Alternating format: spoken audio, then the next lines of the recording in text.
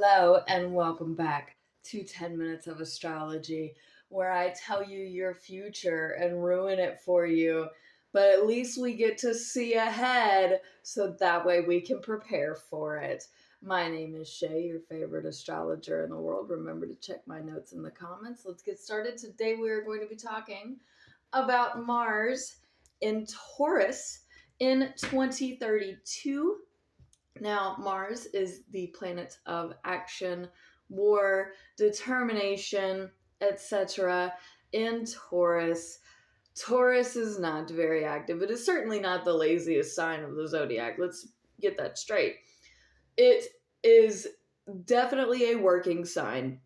Now, this is working in nature, this is working with animals, this is working with livestock. This is working for your home, for your values, for your comfort. Now, there are a lot of other things that happen that have nothing to do with Mars, but I am not going to talk about those. But all of those things are happening before what I'm about to talk about. So just keep that in mind that I am skipping a half of this Mars and Taurus to begin with, because number one, any planets that I do talk about are the planets that I've already made videos on. I don't usually talk about planets that I haven't already discussed in previous videos. So that's one reason why we're skipping about half of it. The second reason is because it doesn't make any alignments to the planets that I have talked about so far. If you'd like to look at all of my previous videos, I do have an astrology predictions playlist where all of these videos in this series is in chronological timed order. If you would like to check that out, I do have a link in the comments. So we're starting at approximately 14 degrees of Mars in Taurus. Like I said, we're skipping about half of it. And this is a square to Pluto in Aquarius. And Mars goes into Taurus approximately March 17th, 2032. It squares Pluto in Aquarius. And a square is a negative aspect. Pluto is sex, death, transformation, reincarnation. And Aquarius is random, bubbly, social friendships. Think really big, broad picture and I mean social as in like the fun social, not the structured social like Capricorn is. This is like how we operate on the largest scale. Not as large of a scale as Pisces, which goes into the interdimensional scales, but Aquarius is broader thought processes and how we function. It's very random. I always say Aquarius gives be careful what you wish for vibes, because they change things in hopes that it gets better. And if it doesn't get better, you can't always change it back.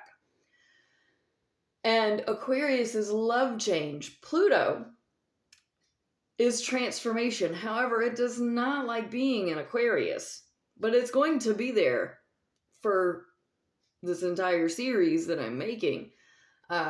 There's, a small bit at the end where Pluto is in Pisces that I will talk about when I get to it. But for now, for all intents and purposes, Pluto is in Aquarius and it does not like to be there. And it's transforming random, chaotic, just for funsies. So this is square Mars in Taurus, which Mars doesn't like being in Taurus. Now, both of these planets, Mars is an original ruler of Scorpio and Pluto is the ruler of Scorpio. Well, we look at Scorpio, there's nothing there.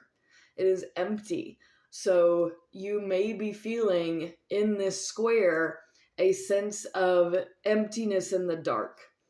And in addition to that, your actions and the way things are transforming It's not aligning with your home values, and the outer changes in the world are negatively affecting you in your home, and you and how you run your home and how you act in the home may ultimately be negatively affecting all of the big social change that's been happening.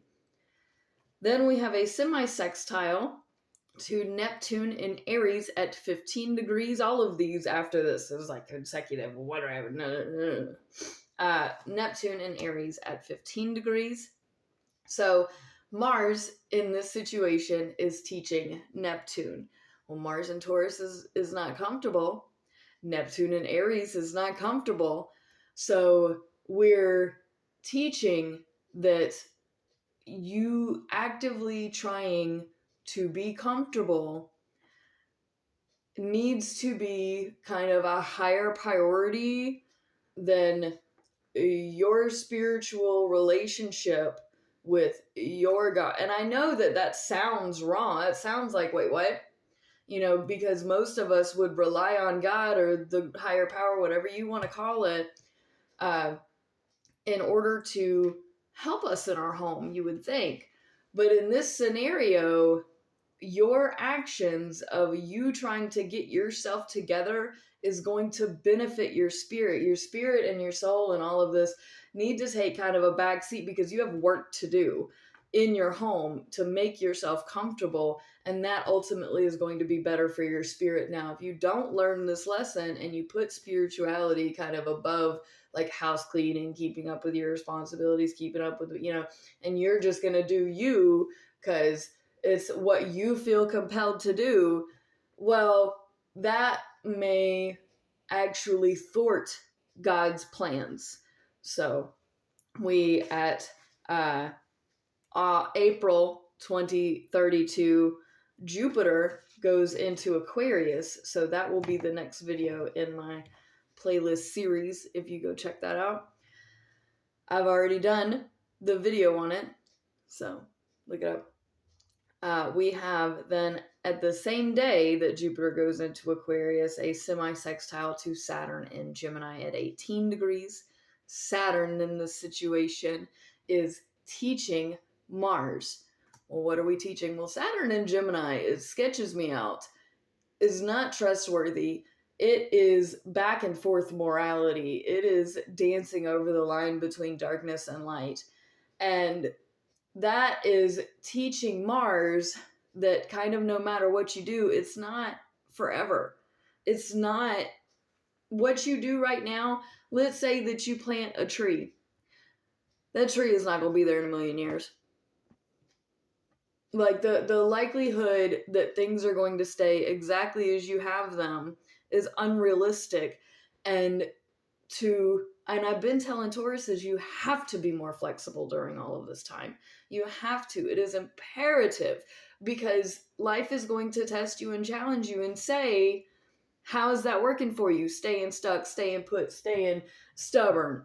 How's that working? Everything is going to be thrown at you and tested at you to be like, see, it doesn't stay put. It doesn't stay forever. You can be wrong. It's okay to not have everything planned and perfect and, you're like stomp your foot. No. I get that Tauruses don't like to move because they're comfortable. You're going to have you're going to have to move to be comfortable. You're going to have to get comfortable with moving. So that's what Saturn and Gemini is teaching here, is that no matter what you do, you're wrong. So you might as well allow yourself some grace and freedom to feel the flutter, basically, of life, because it's ever changing. You got to keep with the program, and you're staying stuck, staying put in how you do things. You're going to have to learn that there's not always one way. There's so many different ways.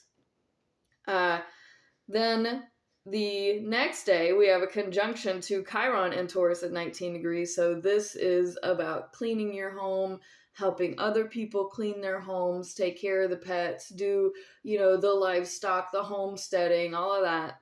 yada yada that I've been discussing. So this is reinforcing, and Saturn then moves also to 19 degrees. And then Mars, it gets to 20 degrees, and then Saturn and Chiron are at this semi-sextile for at least a couple of days.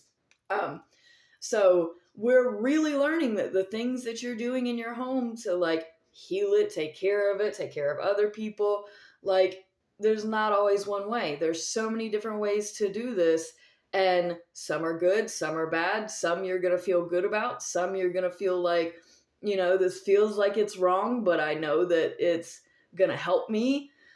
So you can teeter the edge of morality here in order to propel you forward. Now, I'm never going to tell you, lie on your taxes. I'm not going to tell you to do bad, wrong things. But this opportunity to do it will present itself, and are you going to learn to take it because now the gray area is getting much wider? Or are you going to stay stuck? Are you going to stay put? Are you going to, this is what we've always done, this is what we're always going to do? That doesn't always work. We have but the conjunction here is acting in your home in this way to help heal it. Like this is in alignment together, basically. We have the semi-sextile to Uranus in Gemini at 24 degrees. So Uranus here is teaching Mars in Taurus. Again, basically Mars in Taurus this whole time is like, you can't do it the way you've always done. You can't do it that way. You have to be flexible. You have to be, like, I'm going to be on repeat. Sorry. But yeah, Uranus in Gemini is random, chaotic, creative in every which way. And Mars in Taurus is going to have to be light on their feet, be able to bounce around. I know that bulls and cows are not nimble. You're going to have to learn how to be, because this is like throwing stuff at you and like how fast you're going to get it. You're going to get it. Like, it's wild, and you have to be quicker than that. You're going to have to be quicker than that, Taurus. And you're going to have to think faster and move fast. And Uranus in Gemini is teaching you, stay on them toes. Semi-sextile then to Venus in Aries at 29 degrees. And then Venus goes into Taurus about the same day, April 29th, as Mars enters into Gemini. This semi-sextile at 29 degrees is Mars teaching Venus that we are acting for our relationship. And it's our relationship, because remember, Aries is selfish. It's mine. So it's our relationship. I am working for us, for ours, for me, for mine, because I love you, because I care about you. I'm doing this for you. So Mars here is teaching Venus that you have to act for the ones that you care about and that you love, and basically hold on to those people that you have, because they're going to be really valuable here very soon. So thank you so much for watching. Remember to press the buttons. Thanks. Love. Bye.